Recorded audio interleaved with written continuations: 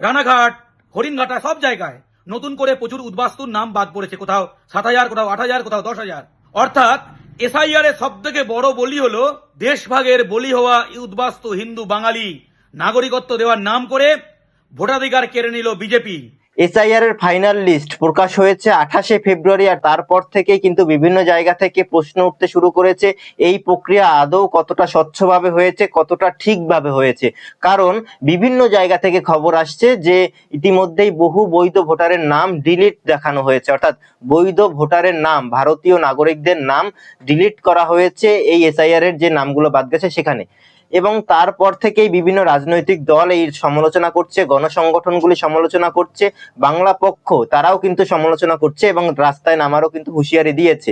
আগামীকাল তারা অর্থাৎ 1 মার্চ তারা রাস্তায় নামার কথাও বলছেন। এবং ইতিমধ্যেই কৌশিক মাইতি, বাংলা পক্ষের অন্যতম সংগঠক, অন্যতম নেতৃত্ব, তিনিও কিন্তু একটি বিবৃতি জারি করেছেন এবং ভিডিও বার্তায় দুর্জয় বাংলাকে একটি ভিডিও বার্তা পাঠিয়েছেন। তিনি ঠিক কি বলেছেন আপনাদের শোনাবো, কিন্তু তার আগে আপনাদের জানিয়ে রাখি যে বহু জায়গায় এমন ঘটনা ঘটেছে, এমন দেখা গিয়েছে যে লিস্ট ইতিমধ্যেই প্রকাশ পেয়েছে, সেখানে দেখা যাচ্ছে যে বহু মানুষের নাম কিন্তু বাদ গেছে, বৈধ ভোটারের নাম বাদ গেছে, অনেকের মায়ের নাম ভোটার তালিকায় রয়েছে অথচ সন্তানের নাম ভোটার তালিকা থেকে বাদ গেছে, অনেকের বাবার নাম ভোটার তালিকায় রয়েছে তারপর তার সন্তানের নাম ভোটার তালিকায় নেই। এই ধরনের বিষয় কিন্তু রয়েছে এবং সমস্ত ডকুমেন্ট থাকা সত্ত্বেও, তথ্য দেওয়া সত্ত্বেও, কাগজপত্র সমস্ত কিছু দিয়ে আসা সত্ত্বেও বিচারাধীন লিস্টেও কিন্তু প্রচুর মানুষের নাম রয়েছে। এবং এমন বিভিন্ন জায়গা থেকেও এমন দাবিও উঠে আসছে যে এসসি সার্টিফিকেট, মাধ্যমিকের অ্যাডমিট কার্ড ইত্যাদি সমস্ত ডকুমেন্ট দেওয়ার পরেও মানুষের নাম ডিলিট হিসেবে দেখানো হয়েছে। শুধুমাত্র কোনো একটি নির্দিষ্ট জায়গা থেকে এমন ঘটনা ঘটেছে তা কিন্তু নয়, উত্তর 24 পরগনা থেকে, দক্ষিণ 24 পরগনা, দার্জিলিং থেকে, কোচবিহার, বিভিন্ন জায়গা থেকে এই ধরনের খবর কিন্তু ইতিমধ্যে আসা শুরু হয়েছে। ফলে এই প্রক্রিয়া অর্থাৎ এই এসআইআর প্রক্রিয়া কতটা ঠিকভাবে হয়েছে সেই নিয়ে কিন্তু আবারও প্রশ্ন উঠলো।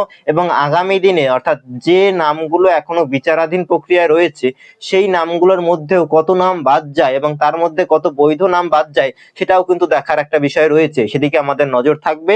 আপনারা অবশ্যই দুর্জয় বাংলায় নজর রাখবেন এই সমস্ত তথ্য জানার জন্য, বিশ্লেষণ জানার জন্য। ভোটার কার্ড থেকে বা ভোটার লিস্ট থেকে যাদের নাম বাদ গেছে তারা নাম বাদ যাওয়ার পরে কি করবেন সেই বিষয়ে জানতে হলে আমাদের দুর্জয় বাংলা চ্যানেলটিকে সাবস্ক্রাইব করে আমাদের সঙ্গে থাকতে হবে। সেই বিষয়ে আপনাদের পরবর্তীতে আমরা আপডেট অবশ্যই জানাবো। আমাদের পাশে থাকার জন্য আমাদের স্টার পাঠাতে পারেন বা আমাদের চ্যানেলের মেম্বারশিপ নিয়েও কিন্তু আমাদের সঙ্গে থাকতে পারেন। আপনার মতামত আমাদের কাছে অত্যন্ত গুরুত্বপূর্ণ, অবশ্যই আপনার মতামত কমেন্ট করে আমাদেরকে জানাবেন এবং এই ভিডিওটি শেয়ার করে সকলের মধ্যে ছড়িয়ে দেবেন এবং এই বার্তাটি সবার কাছে পৌঁছে দেওয়ার চেষ্টা করবেন। চলুন শুনে নেই বাংলা পক্ষের অন্যতম নেতৃত্ব কৌশিক মাইতি ঠিক কি বলছেন, এই ভিডিওতে আমরা শুনে নিই। আজ 28শে ফেব্রুয়ারি পশ্চিমবঙ্গে এসআইআর এর চূড়ান্ত তালিকা প্রকাশিত হলো। যদিও এটাকে চূড়ান্ত তালিকা বলা যায় না, কারণ 60 লাখ মানুষের নাম এখনো রিভিউ চলছে। জুডিশিয়াল অফিসাররা তারা সেগুলো রিভিউ করছে, নথিপত্র আবার খুঁটিয়ে দেখছে।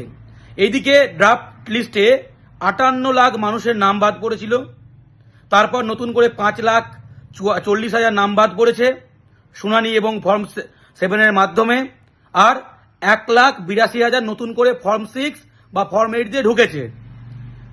অর্থাৎ এখনো পর্যন্ত যোগ বিয়োগে হিসাব করলে আগের ভোটার লিস্ট থেকে 62 লাখ ভোটার কমলো, বাদ গেল 63-64 লাখ মতো ভোটার। এরা কারা? এরা কি রোহিঙ্গা? এরা কারা? কোটি কোটি রোহিঙ্গা যে গল্প দেওয়া হয়েছিল, এরা কারা?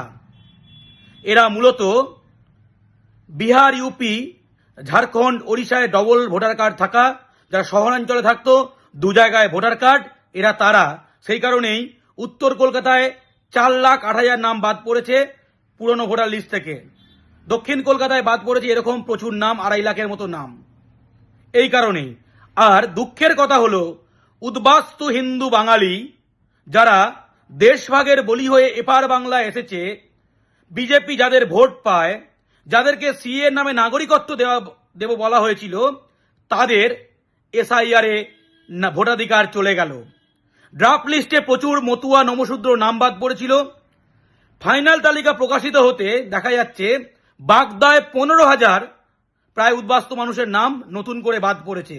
বনগাঁ, উত্তর, দক্ষিণ, বাগদা, গাইঘাটা, হাবড়া, অশোকনগর, রানাঘাট, হরিণঘাটা সব জায়গায় নতুন করে প্রচুর উদ্বাস্তুর নাম বাদ পড়েছে, কোথাও 7,000, কোথাও 8,000, কোথাও 10,000। অর্থাৎ এসআইআর এর সব থেকে বড় বলি হলো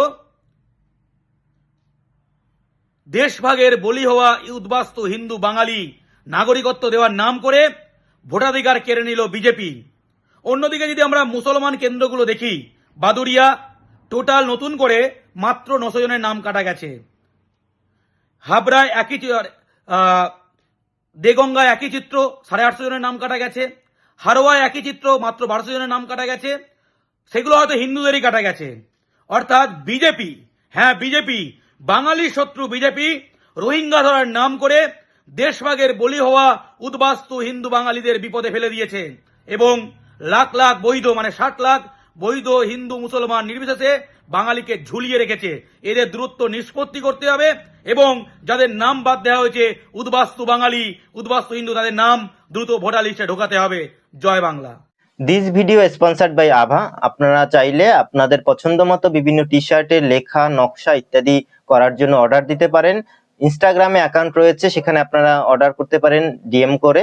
আমি এই ভিডিও ডেসক্রিপশনে সেই লিংক দিয়ে রাখবো ইনস্টাগ্রামের, আপনারা চাইলে সেখানে অর্ডার দিতে পারেন। আপনারা চাইলে এই ধরনের যে লেখা আপনারা দেখতে পাচ্ছেন দুর্জয় বাংলা, আমি আমার ব্র্যান্ডের নাম এখানে লিখিয়েছি, আপনারা চাইলে এই ধরনের লেখা অর্ডার করতে পারেন। আপনাদের পছন্দসই অক্ষর বা শব্দ সেখানে লিখতে পারবেন। দুর্জয় বাংলার সঙ্গে থাকার জন্য আপনাদের সকলকে অনেক অনেক ধন্যবাদ। আমাদের সাপোর্ট করার জন্য আমাদের চ্যানেলটি অবশ্যই সাবস্ক্রাইব করতে ভুলবেন না এবং আপনার গুরুত্বপূর্ণ মতামত অবশ্যই কমেন্টের মাধ্যমে জানাবেন। আমাদের পাশে থাকার জন্য স্টার পাঠাতে পারেন বা আমাদের চ্যানেলের মেম্বারশিপ নিতে পারেন। ভিডিওটি যদি ভালো লেগে থাকে তাহলে অবশ্যই শেয়ার করবেন এবং বন্ধুবান্ধব এবং পরিচিত মানুষের মধ্যে ছড়িয়ে দেবেন এবং এই বার্তাগুলি সকল মানুষের কাছে পৌঁছে দেবেন। সবাইকে অনেক অনেক ধন্যবাদ।